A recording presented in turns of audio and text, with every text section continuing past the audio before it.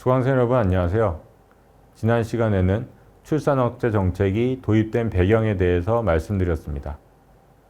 이번 시간에는 출산억제 정책의 핵심이었다고 할 수 있는 가족계획 사업이 1960에서 1970년대 어떻게 전개되었으며 가족계획 사업에는 어떠한 내용이 담겨 있었는가에 대해서 말씀드리겠습니다. 지난 시간에 말씀드렸듯이 1961년 들어선 군사정권은 인구 성장을 적절히 통제하지 못하면 경제 발전을 이루기 어렵다고 판단하여 그해 11월 가족계획 사업을 국가 시책으로 채택하고 경제개발 5개년 계획의 일환으로 추진하기로 결정했습니다. 그리고 정부는 그 후 이 사업을 주도해 갔습니다. 다만 한 가지 강조하고 싶은 부분은 가족계획 사업을 국가가 주도하긴 했지만 민간 부문의 역할도 컸다는 점입니다. 1961년 4월 창립된 민간 단체인 대한가족계획협회가 초창기부터 보건사회부와 함께 분업구조를 형성하며 사업을 추진해 갔던 것입니다.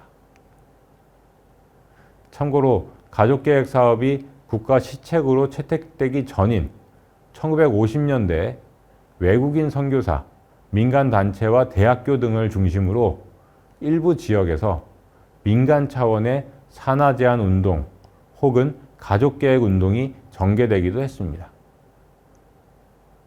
예를 들어 1957년 전라북도 옥구군에 있던 농촌위생연구소가 중심이 되어 농촌 지역에서 가족계획 운동을 시작했는데 이것이 가족계획 운동의 효시에 해당한다고 합니다. 이 외에도 1954년 미국인 선교사 워스가 산하 제한 운동을 전개한 바 있으며 1958년에는 서울대 부속병원 산부인과에서 가족계획 상담소를 개설하여 피임 서비스를 제공하기도 했습니다. 가족계획 사업은 이처럼 산발적으로 이루어지던 가족계획 운동을 정부가 주체가 되어 경제개발 5개년 계획의 일환으로 삼아 체계적으로 추진한 것이라고 이야기할 수 있겠습니다. 그럼 대한가족계획협회는 주로 어떠한 역할을 담당했을까요? 대한가족계획협회는 해외로부터의 기술적, 재정적 원조를 받는 창구 역할을 했으며 의학적, 사회학적 조사연구 활동과 시범사업을 지원하기도 했습니다. 그 외에도 의사들을 대상으로 정관수술 관련 보수훈련을 실시한다든가 피임의 필요성을 홍보하는 등의 역할을 수행하기도 했습니다. 이제 가족계획 사업에 어떠한 내용이 담겨 있었는가에 대해서 보겠습니다. 우선 1961년에는 그 이전까지 금지해왔던 피임기구의 수입 및 국내 생산을 허용했습니다. 가족계획 사업을 원활하게 추진하기 위해서는 이러한 기구가 필요하였기 때문입니다. 당시 사회 분위기를 고려하면 이는 획기적인 결정이었다고 이야기할 수 있는데 이후 피임 방법이 널리 보급되는 결정적 계기가 되었습니다. 1962년부터 1971년까지는 가족계획 사업 10개년 계획이 추진되었습니다. 이 계획에 대해서 자세히 보겠습니다. 이 계획의 목표는 1962년 2.9%였던 인구 증가율을 1차 5개년 계획이 끝나는 1966년까지 2.5%, 그리고 2차 5개년 계획이 끝나는 1971년까지 2%로 감소시키는 것이었습니다. 그리고 이를 실현하기 위해 5% 내외로 추정되던 20에서 44세 부인이 있는 가구의 피임 실천율을 1971년까지 45%로 높이고자 했는데 대상 중 70%는 국고 지원을 통해서 나머지 30%는 자비로 비용을 부담하는 것으로 계획을 세웠습니다. 피임 실천율을 높이는 방안으로는 자궁 내 장치 시술이 가장 큰 비중을 차지했고, 그 다음으로 정관 수술, 그리고 콘돔 등 재래식 피임법 순이었습니다. 정부와 대한가족계획협회는 사업의 성과를 높이기 위한 다각적 노력을 기울였습니다. 보건소에 상담실을 설치하고 가족계획 요원을 배치하였으며, 오지나 벽지 주민들에게도 가족계획 사업을 적용하기 위해 이동시술반을 운영하였습니다. 또 1960년대 후반에는 일선 읍면에 배치된 가족계획 전담 요원이 각 가정을 방문하여 피임을 권장하기도 했습니다. 그리고 보건사회부 모자보건과 내에 가족계획 조사평가반을 설치하여 사업 추진 상황을 모니터링하고 평가하도록 했습니다. 그렇다면 가족계획 사업 10개년 계획의 성과는 어떠했을까요? 그래프를 보면 가족계획 사업의 목표 대비 실적이 제시되어 있습니다. 전체적으로 목표 대비 실적 비율이 높습니다. 정관 수술의 경우 1962에서 1966년에는 목표 대비 실적 비율이 91.8%였고 1967에서 1971년에는 88.5%였습니다. 그리고 가장 중요도가 컸던 자궁 내 장치 시술의 경우 각각 98.6%와 96.5%를 기록했습니다. 콘돔 역시 목표치에 근접하거나 초과하는 성과를 거둔 것으로 나타나고 있습니다. 마지막에 제시된 먹는 피임약 보급은 뒤늦게 추가된 사업입니다. 먹는 피임약 개발 자체가 1960년경에 이루어졌기 때문에 국내 임상 연구 등을 거치다 보니 1968년부터 도입될 수 있었습니다. 그런데 다른 피임 방법에 비해서 목표 대비 실적 비율이 크게 낮습니다. 점차 상승하긴 했지만 1968에서 1971년 목표 대비 실적 비율은 43.1%에 그치고 있습니다. 자궁 내 장치 시술에 비해서 접근성은 높았지만 부작용에 대한 루머가 있어 실적이 저조했다고 합니다. 이처럼 피임법이 도입된 결과로 인구 증가율은 낮아졌을까요? 1966년과 1970년 인구 센서스 자료를 이용해 이 시기 연령별 인구 증가율을 구해보면 2%에 근접하고 있습니다. 가족계획 사업 10개년 계획을 시작하면서 목표했던 수준으로 인구 증가율을 낮춘 것입니다. 그리고 지난 4주차 강의에서 본 것처럼 이 시기에 합계 출산율도 빠르게 낮아졌습니다. 1960년 6명에서 1970년 4.5명으로 10년 사이 1.5명 정도 감소한 것입니다. 물론 이를 모두 가족계획 사업의 효과라고 이야기할 수 없습니다. 합계 출산율 감소 요인을 분해한 연구 결과를 보면 가족계획 사업의 효과는 3분의 1 정도를 차지했다고 합니다. 합계 출산율 감소 요인 중 나머지 3분의 2는 초혼 연령이 상승한 데에 따른 효과, 그리고 임신 후 인공 임신 중절에 의한 효과였습니다. 인공 임신 중절은 당시 불법이었지만 실제로는 많이 이루어지고 있었던 것으로 보입니다. 그리고 불법이다 보니 비전문인으로부터 수술을 받는 경우가 많았고 수술에 따른 피해가 발생하는 여성도 많았다고 합니다. 1970년대 들어와 가족계획 사업은 변화를 모색하게 됩니다.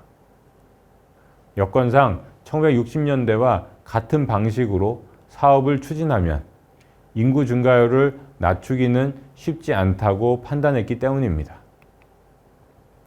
1960년대에는 이미 영유아 사망률이 많이 낮아져 있다는 점을 사람들이 인식하도록 한 것이 출산율 하락에 영향을 주었습니다. 지난 1주차 강의에서 말씀드린 것처럼 인구 변천 과정에서 영유아 사망률이 하락하고 일정 기간이 흐르면 사람들이 이를 인식하게 되어 출산율도 낮아지게 되는데, 가족계획 사업 추진 과정에서 정부가 이를 사람들에게 일깨워 줌으로써 출산율 하락 효과가 더 빠르게 나타나도록 했던 것입니다. 그런데 1970년대 들어와서는 더 이상 그런 효과를 기대하기 어려워진 것입니다. 게다가 1970년대 후반부터는 전후 베이비붐 세대의 출산이 이루어질 것으로 예상되었는데, 이 역시 인구 증가율을 낮추는 데에는 부정적으로 작용할 수 있는 요소였습니다. 개별 여성의 출산율이 낮아진다고 해도 기본적으로 베이비붐 세대에 태어난 사람 수가 많다 보니 가임기 여성이 증가할 것으로 예상되었는데, 이렇게 되면 합계 출산율은 낮아지더라도 인구 증가율은 낮아지지 않는 상황이 벌어질 수 있었습니다. 이에 따라 가족계획 사업이 이제는 1960년대와 같이 피임을 권장하고 피임 시술을 제공하는 차원을 넘어서 소자녀 가치관을 확립하는 등 보다 근본적인 변화를 모색해야 한다는 주장이 힘을 얻었습니다. 그 결과 가족계획 사업 내용에 큰 변화가 나타나게 됩니다. 우선 목표 자녀 수를 줄이려는 노력이 이루어졌습니다. 이를 잘 보여주는 것이 당시 구호입니다. 1960년대 후반에는 3자녀 낳기를 권장했습니다.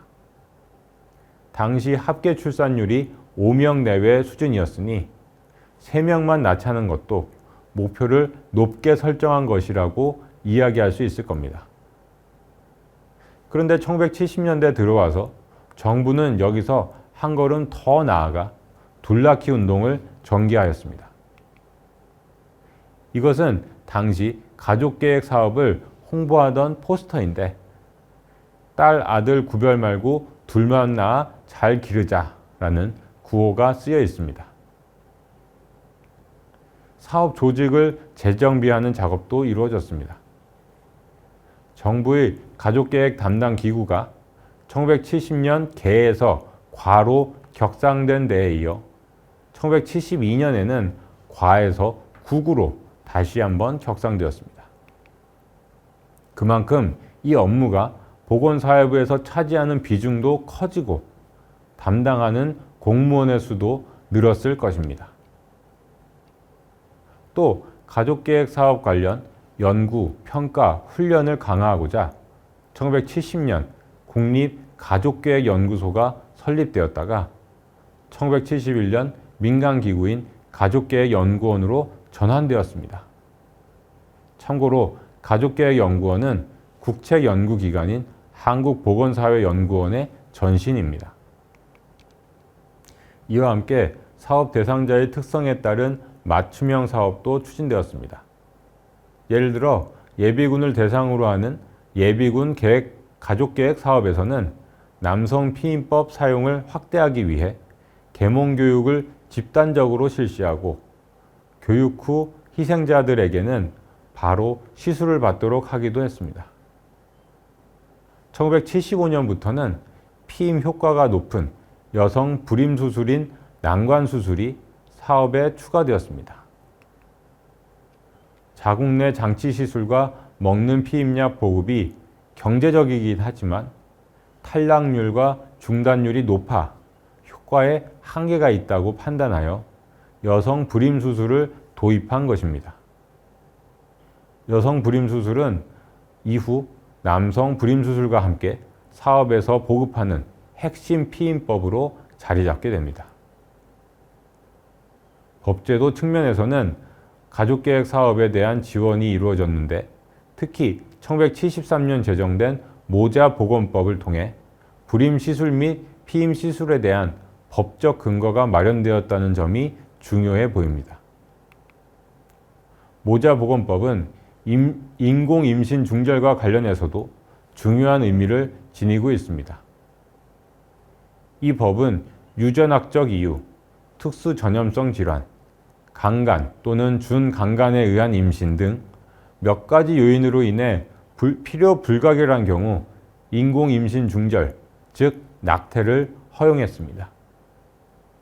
특히 이 법을 보면 임신의 지속이 모체의 건강에 유해하거나 건강을 해칠 우려가 있는 경우에도 인공임신 중절을 허용하고 있는데, 이는 원하지 않는 임신에 대해서도 사실상 인공임신 중절을 할 수 있는 길을 열어놓은 것으로 해석되기도 하며, 이러한 측면에서 인구정책에서 중요한 조치로 평가되기도 합니다. 한국에서 인공임신 중절이 합법화된 것은 이때가 처음입니다. 물론 앞서 말씀드렸듯이 그 이전에도 불법적으로 인공임신 중절은 이루어져 왔습니다. 한편 2자녀 이하 불임수술 수용자에게 공공주택 분양 우선권을 부여한다거나 피임기구 수입세를 감면하는 등의 조치가 이루어지기도 했습니다. 이것은 1977년 9월 경향신문 기사입니다. 불임시술 시 아파트 입주 우선권을 준다는 정부 정책에 불임시술 바람이 불고 있다는 내용입니다. 기사에서는 아파트와 단독주택값이 폭등하자 불임시술을 받아 입주 우선권을 받아보려는 심리가 크게 작용한 것으로 분석하고 있습니다. 이러한 정책은 사람들이 불임시술을 받도록 하는 매우 큰 요인이 되었을 것 같습니다. 그렇다면 1970년대 정부의 피임 보급 실적은 어떠했을까요? 표에는 가족계획 사업의 실적이 5년 단위로 제시되어 있습니다. 제시된 숫자는 5년간 이루어진 실적을 총 합산한 것이라고 보시면 되겠습니다. 콘돔과 먹는 피임약은 5년간의 월 평균을 합산한 것이어서 실제 지원 규모는 이 수치에 12를 곱한 값이 되겠습니다. 표를 보시면 자궁 내 장치 시술과 불임 수술 규모는 1960년대에 비해 크게 증가한 것을 알 수 있습니다. 자궁 내 장치 시술은 1962에서 1971년에 218만여 건 이루어졌는데 1972에서 1981년에는 270만 건 가까이 시행되었습니다. 불임 수술의 경우 증가 규모가 특히 컸습니다. 1962에서 1971년에는 17만 건 정도가 시행되었는데 1972에서 1981년에는 130만 건 이상이 시행되었습니다. 특히 1977에서 1981년 불임수술 시행 건수가 급증했는데, 이는 1975년부터 여성의 불임수술인 난관수술에 대한 정부 지원이 이루어진 결과라고 볼 수 있습니다. 당시 자료를 보면 1977에서 1978년 난관수술을 한 여성의 수는 20만 명에 육박하고 있는 반면 불임수술을 받은 남성의 수는 그보다 훨씬 적은 것으로 나타나고 있습니다. 한편 콘돔의 경우 실적이 1960년대에 비해 다소 줄어든 것으로 나타나고 있는 반면 먹는 피임약 실적은 크게 늘었습니다. 앞서 말씀드린 것처럼 먹는 피임약의 보급이 1968년부터 이루어졌기에 이런 차이가 있는 것 같습니다. 그럼 인구 증가율은 어땠을까요? 1970년대 후반 연평균 인구 증가율은 1.6% 정도였습니다. 베이비붐 세대가 출산하기 시작했음을 고려하면, 즉 가임기 여성의 수가 늘어났음을 고려하면 인구 증가율을 관리하는 데에 어느 정도 성공했다고 이야기할 수 있겠습니다. 이는 합계 출산율이 빠르게 하락한 결과일 것입니다. 지난 4주차 강의에서 말씀드렸듯이 1960년대 후반에는 4.6명을 기록했던 합계 출산율은 1970년대 후반에는 3명으로 낮아졌고 1981년에는 2.7명을 기록했습니다. 1960년대 전반까지는 6명 내외 수준을 유지해왔던 것과 비교하면 1960에서 1970년대를 거치면서 합계 출산율이 급격하게 떨어졌다고 이야기할 수 있겠습니다.